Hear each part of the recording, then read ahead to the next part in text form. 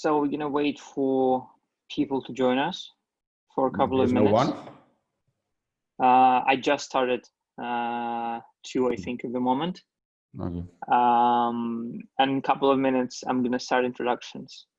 Okay. How are you today, Paul? Well, hoping that people will show up to this thing.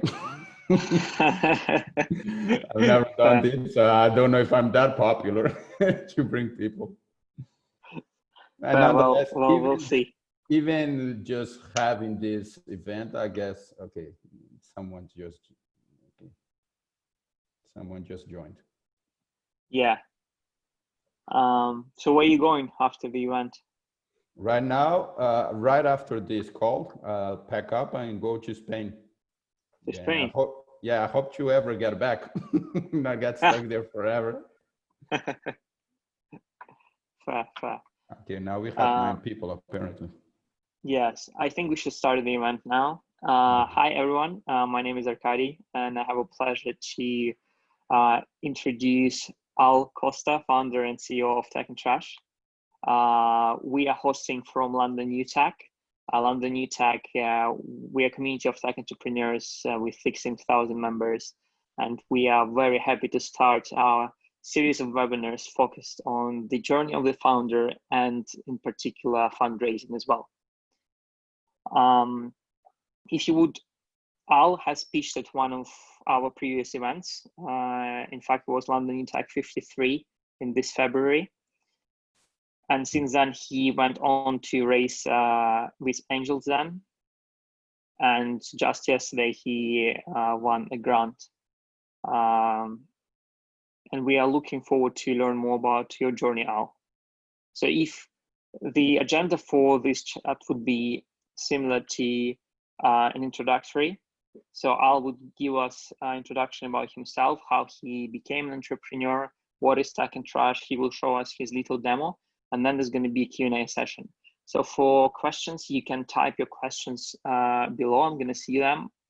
And I have also a list of questions that I prepared myself to learn more about the journey of Al. All right. Well, thank you for having me. Thank you for this opportunity. A little bit about myself first. My name is Álvaro Luis Fernando de Castro da Silva Costa. So I suggest you call me Al.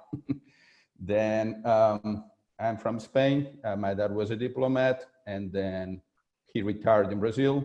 And then over there, my career as an entrepreneur started. First, because I realized that I could get jobs and they would make always these promises that, yeah, you're going to have a great career over here, etc. This is going to be great. After some months, I'm sorry, but this is not what we're looking for or something. And then I decided to create a company back in '95, which was to become one of the leading e-commerce companies in Brazil. So it just started me and when I was living with my parents, I was able to sell it to a Miami company, which was later sold to another list called Fusion Networks, which was listed in NASDAQ. So I ended up having NASDAQ shares for something that I had started really in my bedroom, really. So I thought, okay, this is going well. Let's give it another shot. So I decided to bet on music online, which was a big mistake because it was too early. We were talking Napster. We were talking Recording Industry Association of America suing everyone. I actually went to Silicon Valley to present the project, and that famous Sand Hill Road, which is the mecca of investors, presented to these big shots, Kleiner Perkins, Advent, you name it. And then at the end, it didn't work out. And for me, it was a very learning experience. And then I think that everyone has to go through that. There was nothing worse than just getting success because you get the wrong impression that you will succeed every time. And that's not going to happen, really. So after that, I had other 3 companies. This is my 5th. And then, and this company started really because I don't like recycling. I do it, but I really don't like it. And then I get my hands dirty. I don't like putting the garbage out. So I thought about a system in which I would pay. People would pay like $10 or something for having someone come to your door, take your garbage out and recycle for you. And then to my surprise, I was invited to present this project at Ukraine. And then they paid for my ticket, for the hotel, everything. So I was like, apparently this is a sexy project. And then I decided to move forward. I asked my daughter, Bettina, to come up with a name. She's 12, and TeknTrash is actually her creation. So you guys can thank her. And then, so this company started in Madrid. We tried to fundraise over there. We got a team, but I realized that the market there is not ripe for something that has to do with technology, artificial intelligence, etc.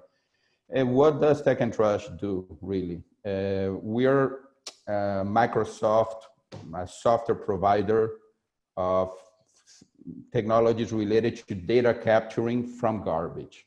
I explained you that. We think that garbage has evolved and into something which we call an output. So today people buying several inputs like online, mom and dad down the block store, shopping centers, etc. Many places, but everything we buy today, one way or another, ends up in the trash. And this is very important to understand. So so we have two things there. First, we have a single source which grabs all my products. I can just see in one single spot. And also, from what we could see, we don't have anyone actually offering data related to that. So TeknTrash, like I said, it's like a Microsoft, and then Microsoft generates products. It lends you the use of that product, such as Windows or Office. And our first product is called Stipra. Stipra actually means strength in Latvian. The only reason we registered it was because it was not $20,000 to register that URL. And then, and we created a system that we're very proud of, which basically has two parts: www.stipra.com, in which people register there, and then they take pictures of their trash before throwing it. So they take every product that they're throwing, they take a picture of it as they throw in the garbage. Those pictures are then shown in another site, which is totally different, called corp.stipra.com, which is for companies to register and say, okay, I want you to tell me how many of, say, this Old Spice you've seen all across UK. Why would a company want that? Because I'll make a comparison with COVID, which is pretty fashionable. Suppose we find 1 million bottles of cough medicine all of a sudden in a particular town. As everyone knows, cough is a major symptom for COVID. So we could have a COVID outbreak there. So maybe we would be able to provide the NHS or insurance companies or whatever, the information that, listen, there is possibility that there is a COVID outbreak because people are buying a lot of cough medicine over there. And people ask me, okay, but can't manufacturers see from their own sales records? Yes, they can. However, I'll make another example. Suppose that we find X bottles of Coca-Cola or something in a town, 1 million cans of Coca-Cola in a town in which Coca-Cola only sold 100,000 of these cans last month. So how is it possible? Where are people buying so much Coca-Cola that is not accounted for?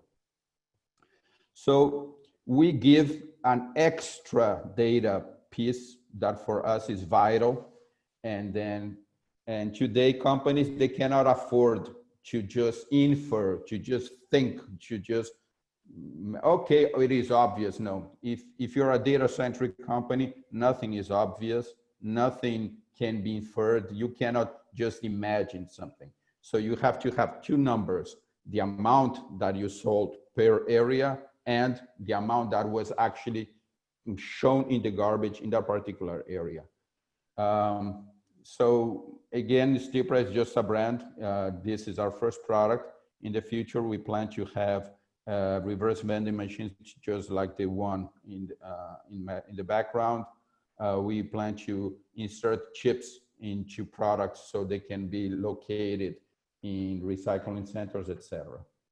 So I can do a demo right now. So I think that people would like to see how Stipra works along with corp.stipra.com. How does it help? Mm-hmm. Yeah, I think that'd be very nice. And then we'll answer the question about incentives we've just received. Oh yeah, hold on. You just give me a sec. Okay, this is stipra.com. You're on point in Stipra. Answering the incentive. Today we have a gaming system, and then let me show here my area. Top users. These are people that took a number of pictures, and then and they get points for it. You can actually give kudos to these people. So let's see, kudos. So they get an incentive for being a good recycler. In the future, the idea is to trade these points for money, for entrance to the theater, for if you want to give it away to charity. So to give a range of options so people can actually use these points for something. So I go to my area. I have this fake thing. Over here, I see my pictures, the pictures that I already took. Okay, and I see that I have different rates. For example, in this one that it came out quite nicely. If I click here, it shows that it actually identified Old Spice in the picture. This is done automatically, so I can take a picture. Let's see if it works. I'll have to turn the camera off because the system does not allow for both. Stop video. I'll be back. But you can see me over here anyways.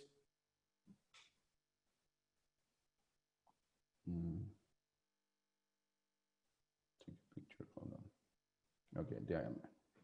Let's see if it works.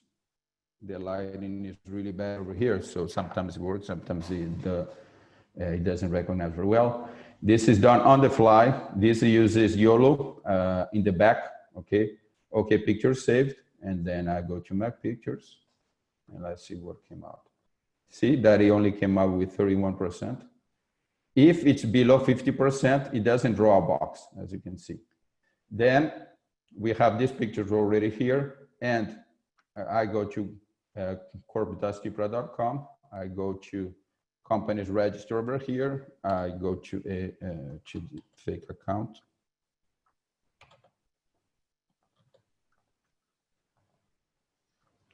Over here works this through this way. Hold on, let me put this camera back.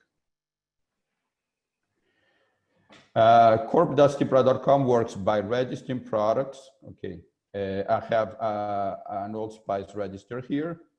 So companies register a product, and after registering, they say, okay, this is the name of the product, etc. If it's a bag, a blister, etc., what's the color? And then they send a picture that will become the logo.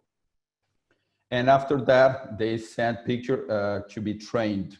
And then after those pictures have been trained, basically fed into the system, then the company goes to and creates a campaign in which I can create one now. Okay, name of the campaign, blah, blah, blah. Okay. When do we want this campaign to start? Oh, now, hold on. and I want it to end. And I want this campaign to include Old Spice. After that, I say, where is the geographical area that I want this campaign? Okay, I just want this campaign to run in the South, around here. Okay, so, and after that, I have the campaign created here. Okay, and then I go to monitor, and then I can choose that campaign that I just created. Spice, where's the campaign that I just created? Okay, here it is. I can include it, and I can start monitoring on real time as people take pictures. And over here, I see that, it located one Old Spice with precision of over 76%. I go here, and this is actually where I live in Banstead, in Surrey. And if I click here, then it shows me that campaign, as I said, the campaign I created, product Old Spice, confidence 98 points, blah, blah, blah, blah, blah. They disposed Friday, 31st of July. Who is the guy who actually disposed? A male who is 40 years old. That's all the information we give, and latitude and longitude. Remember, 98%. And if I go here, where is it? 19%. And this is actually the picture. And over here, I can also get it geolocated. And so it's the same spot that, how to say, be a large map. The same spot that, see, this time showing in, and this is actually my house. So this is actually where I live. So again, the system can also allow to create reports, to export the data, to import the data, and then and to have different kinds of recognition levels. We have 3 contracts, so the more expensive contract, of course, has better precision. That means that the chances of you actually seeing a false positive are less. So I hope you guys liked it. I'll stop sharing, and if you have questions, please. Thank you all. That's a very interesting solution. We have a question from the audience, from Ben Choi. And the question is about incentives. How would you actually incentivize a person who's like very busy to take out all of the pieces of rubbish and take images of them? Yeah, well, today the incentive, like I said, is the feeling of doing a good thing, because you're actually, we're actually creating a motivation for people to recycle better. So today, the vast majority of our users are people who just like recycling. They see a purpose of it. They think that this is something good. In the future, we are finishing raising 1 million Angels Fund. We plan to use part of those funds to actually create a financial model in which we reward people financially for taking pictures like that. I'll make a comparison. If you go to the Nordic countries, Finland, Sweden, etc., they have these recycling machines just like the one in the back, and then people put their bottles, and then they get a ticket. However, there's a trick, and I don't like it. That money is not actually new money. It's actually a tax that is being given back to you. So for me, there is no actual benefit there. It's just like when you go to a supermarket, you put a coin in the cart, and you put the cart back, and you get your coin back. It's just your own money. So why this particular model doesn't reward people better? Because it depends on the sale of plastic, paper, metal, and that doesn't pay very well. We depend on the sale of data. Data pays very well. If you are able to, for example, to tell Coca-Cola that there's a mystery town in which it could be selling and making 1 million more pounds per month, of course, I will not sell that information for 10,000. I will sell it for 1 million. So I'm able to actually get that money and spread it and pay well people to actually take pictures of it.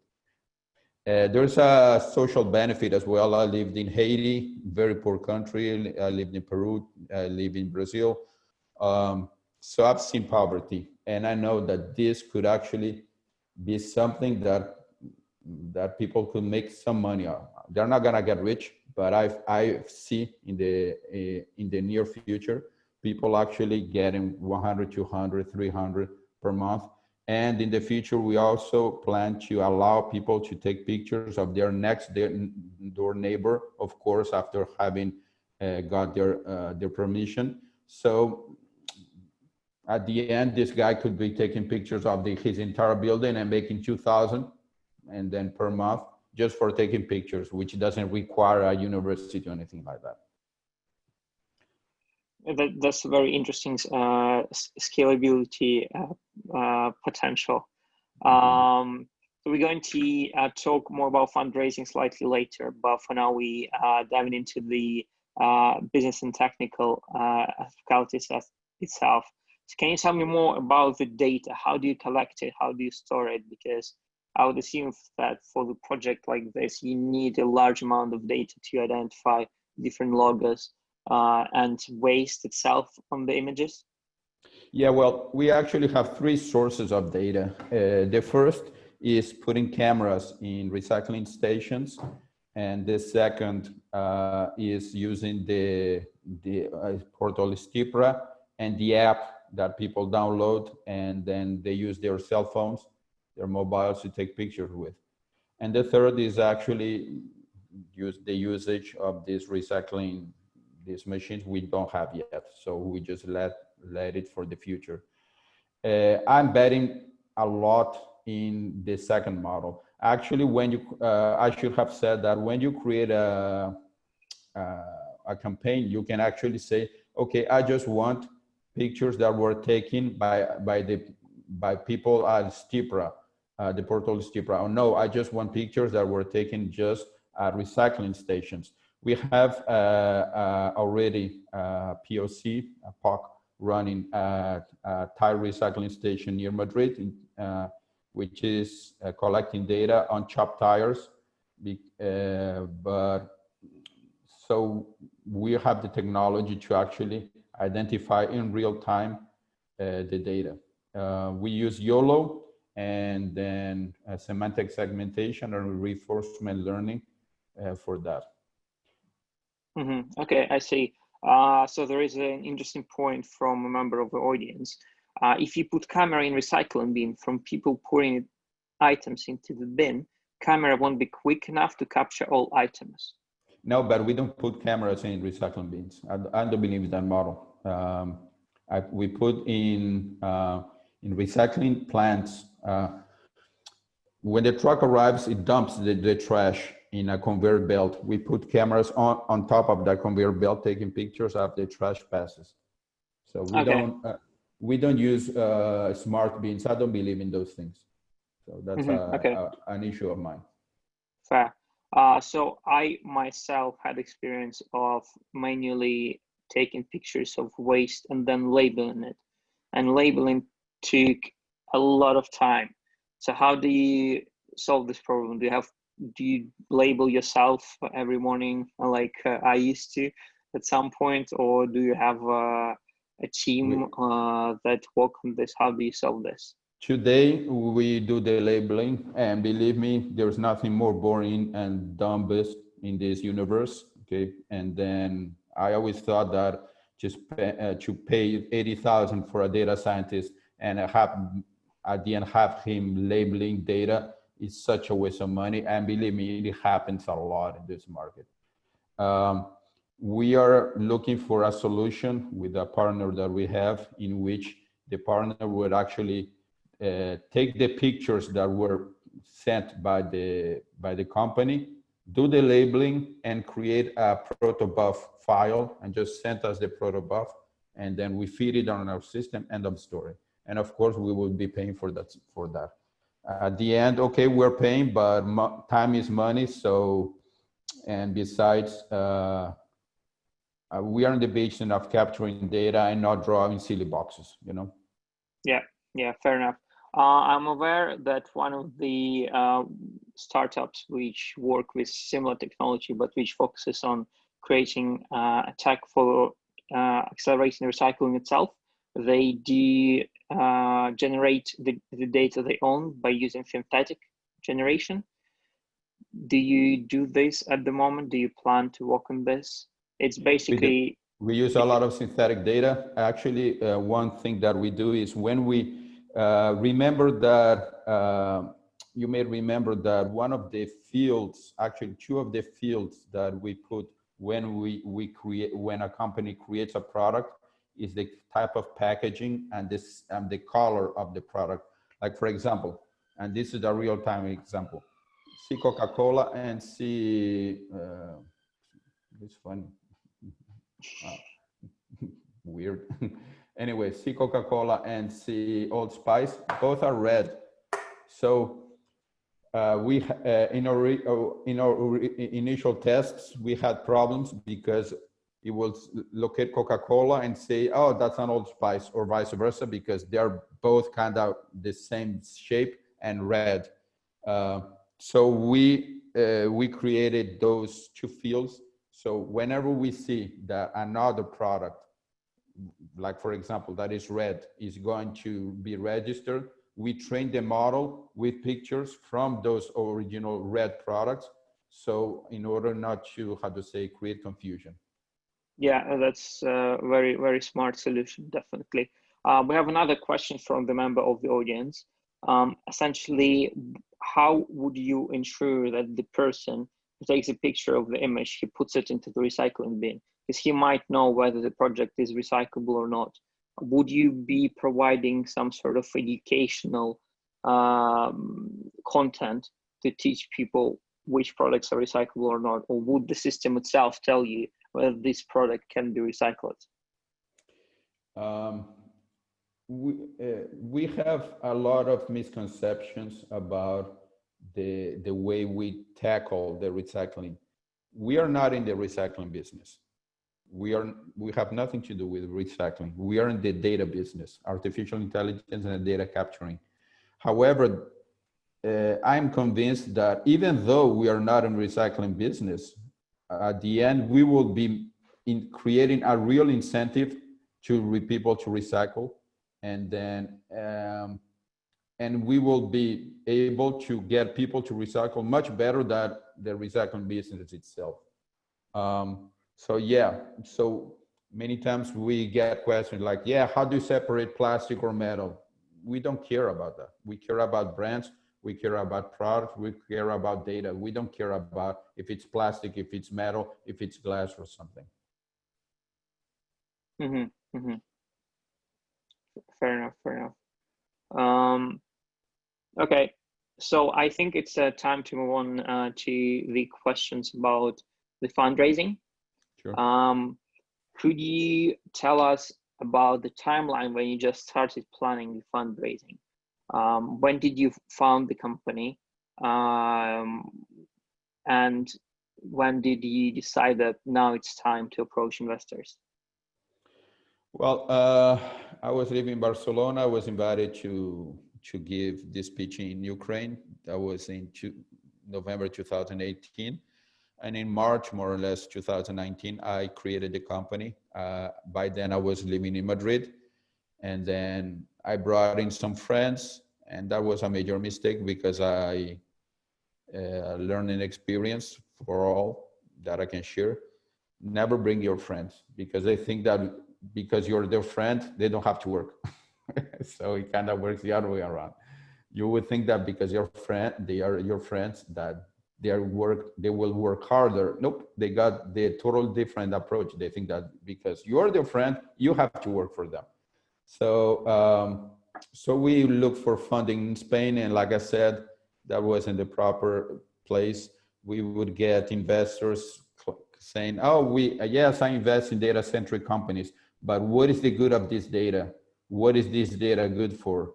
Just like being a banker, and I show you a $100 bill, and you ask me, "What is this for?" If you're a banker, I'm pretty sure you've seen a $100 bill. Then, or like No, let's sell electricity, but who buys electricity? Who doesn't buy electricity? That's the question. We are marching towards a society in which the question will be, who doesn't buy data? So after trying with investors over there, I decided, no, this is not the place. The company was UK based ever from the beginning. So I moved to UK on January of this year. And after that, I went invited by you guys, and I appreciate to that pitch. And then, so, and a little while, then we pitched Angels Den. We got four investors immediately interested, very good reviews, and they said, great, we want you in our platform. Then at first, they just registered there, and then nothing was really happening. But after that, they saw that we were getting traction.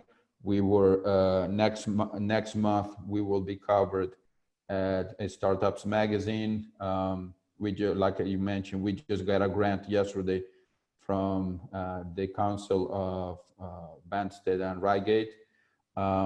So they decided to put one person dedicated to us, actually, to get people, to get investors and bring them on board. Angels Den is kind of a mixed thing. It looks like a crowd fund, but it's not a crowd fund, because even though you go to the website and you see us listed, they have 20,000 investors registered, but it's not for everyone. It's just for registered investors with 1 million plus market cap. So I tried crowd funds in the past, and my experience wasn't good. Then they asked too many questions.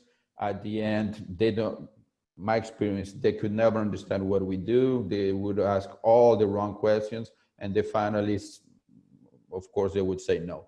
So at first I was like, okay, is this another crowd fund, this Angels Den thing? And then, but no, it turned out that they were quite different, quite approachable. And then I honestly suggest people to try it. Another thing that has helped us a lot, and this is, must be really thankful, is IBM. IBM has a startups program that gives you up to 10,000 per month for infrastructure. Thanks to IBM, we have a server that it's God-given. I mean, the platform we have, it's banks wouldn't have it. And then, so after we were also at Seed Ready. Seed Ready was quite supportive as well. And then, so those are the three that actually worked. We participated in many these accelerator things. At the end, 90% of them actually just wanted money.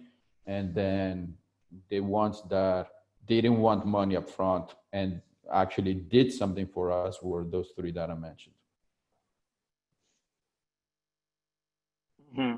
I see. So coming back to Angels Den, how did you learn about them? Did you approach any venture capital funds?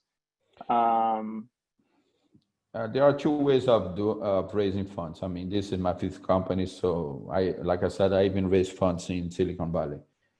I recommend both. You don't have to choose. You shouldn't choose. You do both. The first is the brute force model. You just send emails, etc. A lot of people will tell you, don't do that. No, do that, really. A lot of these investors will at the end will tell you, no, I'm sorry, I'm not in this market, or I'm no longer investing. But there's a sad benefit with that. After a while of hearing no's, your mind gets used to, so it doesn't hurt anymore. So this is good. It is good when you hear a lot of no's, because at the end you get used to it. And then I get emails almost every day of people like, Thank you for sending us your pitch, but we're not interested. And honest, I don't even remember having sent the pitch to this person. So fine, he doesn't want it. It doesn't hurt, it doesn't bother, etc. So there's a side benefit, psychological benefit on doing that. And the other, which of course should be done as well, is actually when you research and you chase the investor. And then this is a little like dating. You have to chase the person, you have to convince it. It's not something that, I mean, it would be great if it was love at first sight, but that may be great for the world of Cinderella, but I don't see it happening in real life. So it requires time, it requires approach. You have to prove to the investor that you're getting things moving, and then he gets more and more interested, and you get some kind of marriage or something like that. Yeah, I see. There is an interesting statistics that in the US, the average relationship between the startup and the VC or investor is larger than the average length of marriage.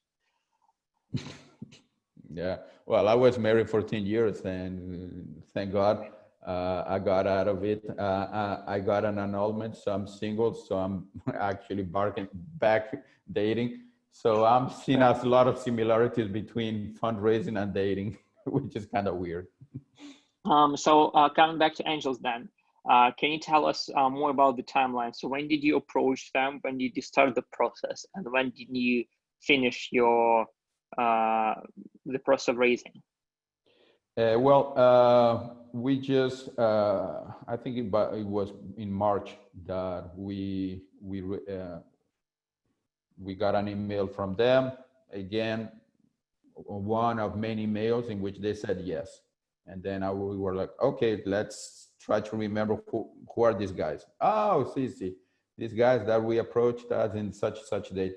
They invited us to pitch in one online event. And like I said, for investors immediately showed interest. And then first they said, let's put 500,000, but because most likely you will be getting 1 million, and then it looks good. My recommendation is you have to bug them, so they actually put someone to take care of you. Otherwise, you just stay there online and nothing happens. So, and another is that you need a lead investor.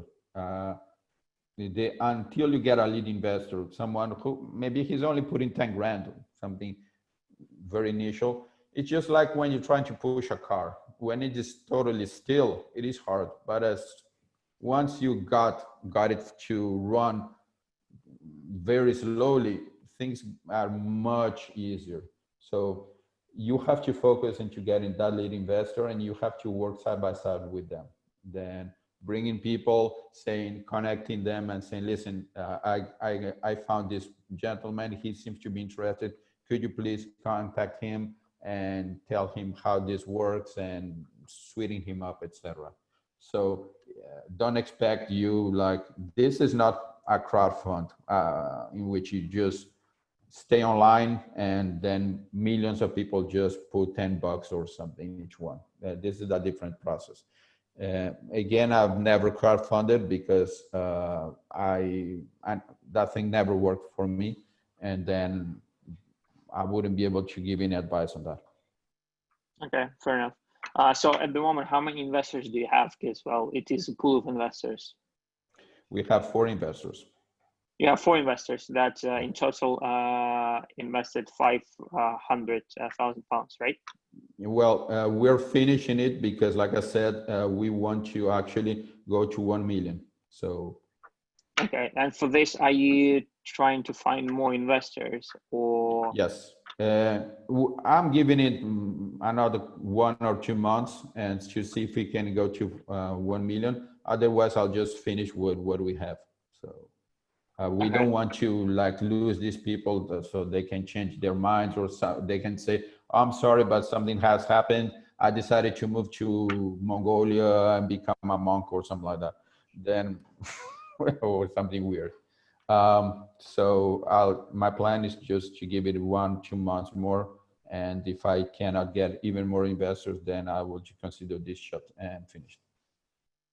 Okay. So when figuring out how much you want to raise, what were the main points? Like, did you consider how many employees you want to have? How did you understand that I need to raise like 1 million? Well, in that same event that I pitched, thanks to you guys, a similar company called Grey Parrot said that they had raised an initial 1 million. And then I was like, okay. And they even called it seed money. So I was like, well, this company is similar to what we're doing. If they can raise 1 million, so can we. And then there's a big problem with artificial intelligence models. They require hardware, which is expensive. And then that requires a lot of money. And also data scientists, like I said, they charge 80,000 at least per year. So they're expensive as well.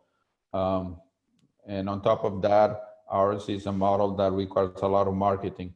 So at the end, my idea is to spread it, paying salaries to these people, paying hardware, and do marketing.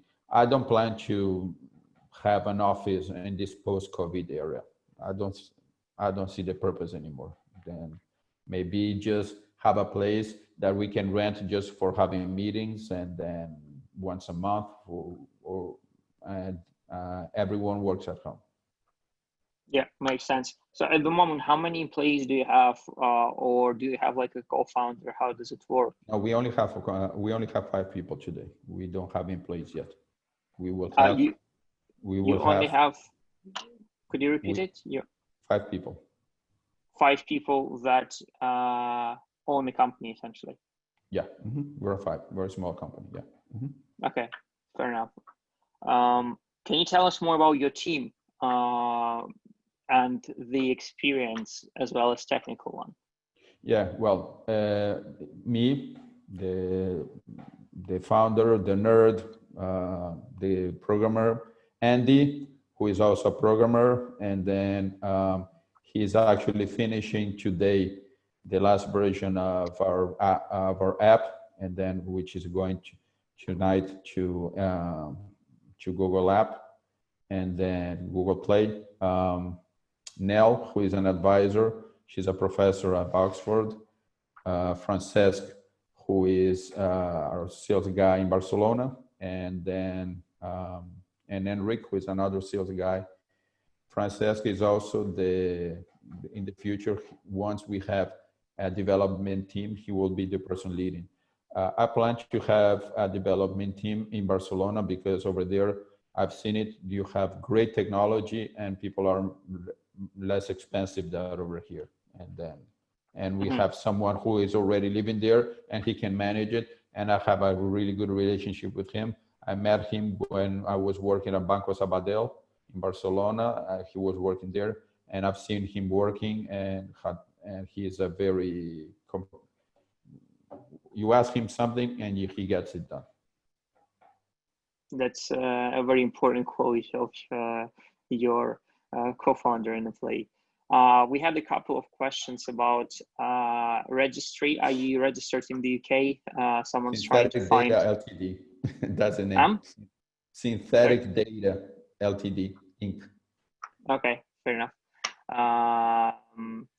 Okay, so is there something you wish you knew before you started the process of raising funds? Excuse me, what was the question? Is there something you wish you knew before you started raising? I knew that it's always a pain in the neck, that you get a lot of no's, which I don't really mind. What I mind is when the no has a background which clearly shows the person wasn't listening. That is the only thing that annoys me. Then, so I have no problem if this person is he's not raising because he doesn't want to or something. But so like I've raised funds for him. I had a company registered in Brazil, in Spain, United States. So I've seen investors all across the globe. And at the end, I divide them in two: those that make the right questions and those that do not. The ones that do not make the right questions, I don't really bother, because this guy clearly is not interested and he is unable to understand your model. And my experience, there's an Arab expression that I like, that I kind of applies to fundraising. That is, never explain. Your enemies, your friends do not need it, and your enemies will not believe it anyways. That translates to, when an investor asks questions that clearly shows that he wasn't listening or he's unable to understand, don't bother to explain, because he's not gonna believe it. Then he's your enemy.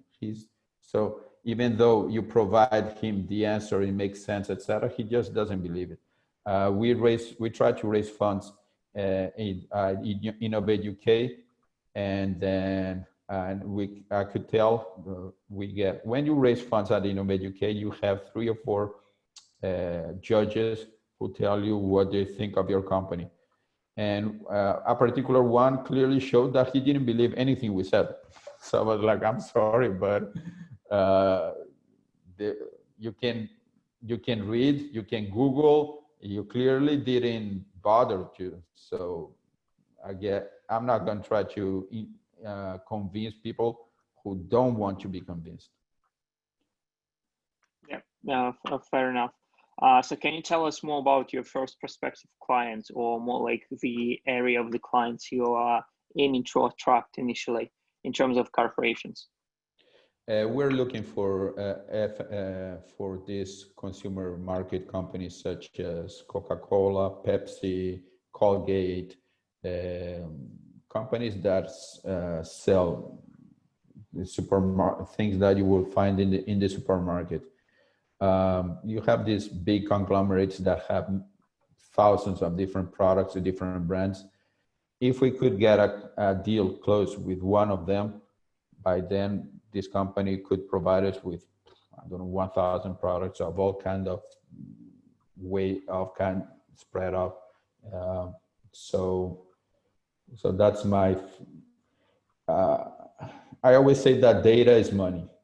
I'm a college professor, so that I have actually a lesson I impart at the university, in which I actually go through this history of money, and I say that the last step on the history of money is actually when it becomes pure data. As simple as that. Having said that, for me there is no useless data. This is a misconception. I have a lot of trouble when I hear from someone that data only makes sense when it becomes information. That's old stuff. That's from the time then in which you would only save the last 2 bytes of date. Remember the year 2000 bug?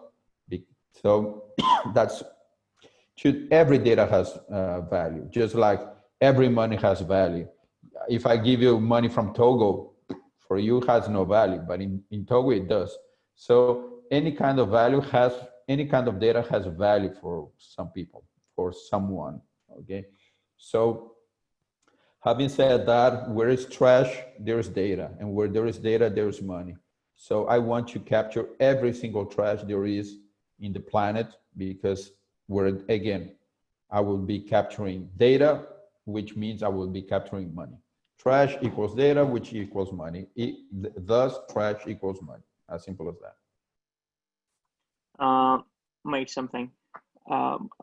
Makes sense. So I have a question. It seems to me that essentially, to land your first client, you need to get a pool of users on board who are going to be taking images of the waste, especially if we are talking about someone like Coca-Cola. So the corporation can actually benefit from your technology. At the same time, landing a client would accelerate the development. So how do you essentially trying to build this and hack it to get the client and at the same time collect a large amount of data? You know, we don't have a problem, honestly. We don't have a problem getting companies to sign. We have a problem getting customers, getting regular people to sign at Stipra, because we don't have a proper incentive for regular people to take pictures. We had that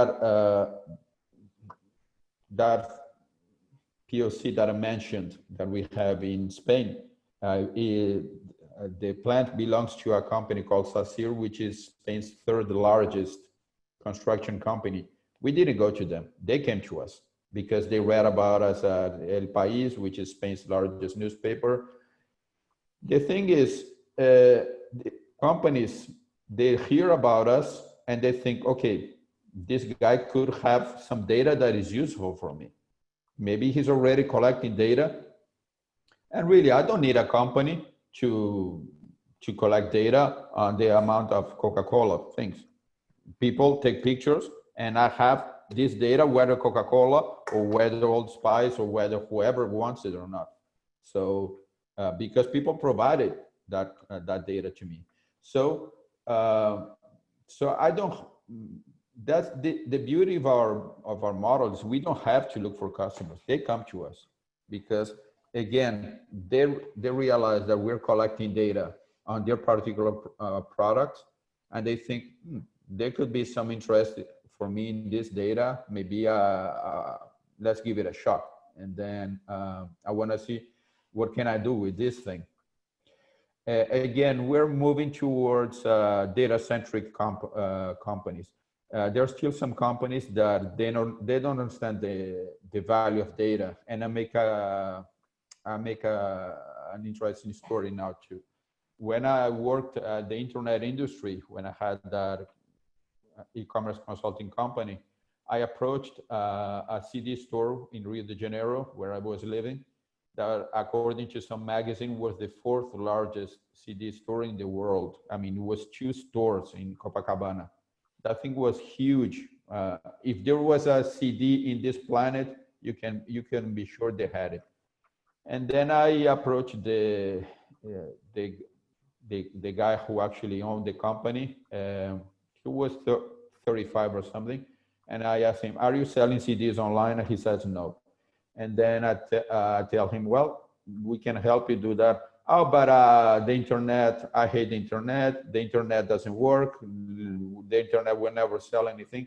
And he starts to give me all these silly ideas about the internet until I got really tired, and I told him, "Listen, it is clear you don't like the internet because of a personal thing. I mean, you're entitled to bring your company to the ground if you want to. It's your company. But be assured that if you don't sell online, this company will no longer be in a couple of years." He looks at me like, yeah, whatever. And guess what? I come back after a couple of years, and it's a clothing store.